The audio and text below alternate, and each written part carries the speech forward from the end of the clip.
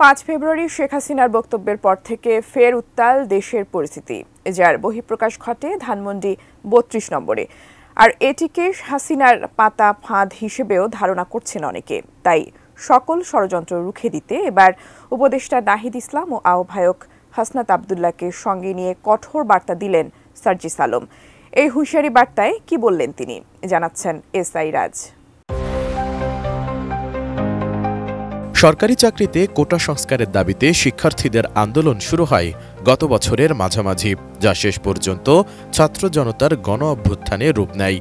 ওই অভ্যুত্থানে সামনের সারি থেকে শেষ পর্যন্ত টানা 4 মেয়াদে রাষ্ট্র ক্ষমতায় থাকা শেখ হাসিনার সরকারের পতনের আন্দোলনে নেতৃত্ব দেন বর্তমান তথ্য ও সম্প্রচার উপদেষ্টা নাহিদ ইসলাম, স্থানীয় সরকার উপদেষ্টা আসিফ মাহমুদ সজীব ভুইয়া, বৈষম্যবিরোধী ছাত্র আন্দোলনের আহ্বায়ক হাসনাত আব্দুল্লাহ ও কেন্দ্রীয় সমন্বয়ক সার্জিস আলম সহ আরও বেশ কয়েকজন। তবে সাম্প্রতিক বিভিন্ন ইস্যুতে মতপার্থক্য থাকলেও হাসিনার বিরুদ্ধে সবাই ঐক্যবদ্ধ বলে জানিয়েছেন জাতীয় নাগরিক কমিটির মুখ্য সংগঠক সার্জিস আলম। 10 ফেব্রুয়ারি সামাজিক যোগাযোগ মাধ্যম ফেসবুকের এক পোস্টে একথা জানান তিনি।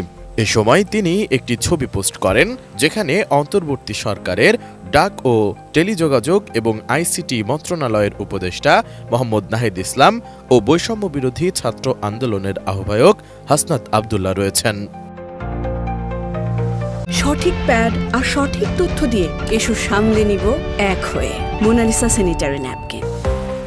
ফেসবুক পোস্টে সার্জিস আলম লেখেন, 6 জুন সকাল থেকে একসাথে যে পথ চলা শুরু হয়েছিল সেটা খুনি হাসিনার পতন পর্যন্ত পৌঁছেছিল, কারণ আমরা ফ্যাসিবাদ বিরোধী শক্তি ঐক্যবদ্ধ ছিলাম।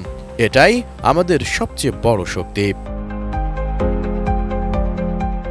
সার্জিস আরও লিখেন, মতপার্থক্য থাকবে, পক্ষে বিপক্ষে কথা হবে, যুক্তিতর্ক হবে, ভুল হবে, আবার ভুল থেকে সংশোধন হবে, কিন্তু হাসিনার বিরুদ্ধে আমরা ঐক্যবদ্ধ। 24-এর গণহত্যার বিচারের দাবিতে আমরা ঐক্যবদ্ধ। যে কোনো বহিঃশক্তির আগ্রাসনের বিরুদ্ধে আমরা ঐক্যবদ্ধ। এদিকে সার্জিসের ওই পোস্ট শেয়ার করেন বৈষম্য বিরোধী ছাত্র আন্দোলনের আহ্বায়ক হাসনাত আব্দুল্লাহ। তিনিও ঐক্যবদ্ধের বার্তা দিয়ে সার্জিসের স্ট্যাটাসের একটি অংশই তুলে ধরেন। অন্যদিকে দেশের একটি জাতীয় দৈনিকে 10 ফেব্রুয়ারি প্রকাশিত এক সংবাদে বলা হয়েছে, জুলাই আন্দোলনের ছাত্র নেতাদের নেতৃত্বে চলতি মাসেই ঘোষণা করা হবে নতুন রাজনৈতিক দল। আর নতুন এই রাজনৈতিক দলের প্রধান হবেন অন্তর্বর্তী সরকারের উপদেষ্টা নাহিদ ইসলাম, যদিও এ বিষয়ে এখনো সরাসরি কোনো মন্তব্য করেননি তিনি। এসআই রাজ, এটিএন নিউজ, ঢাকা।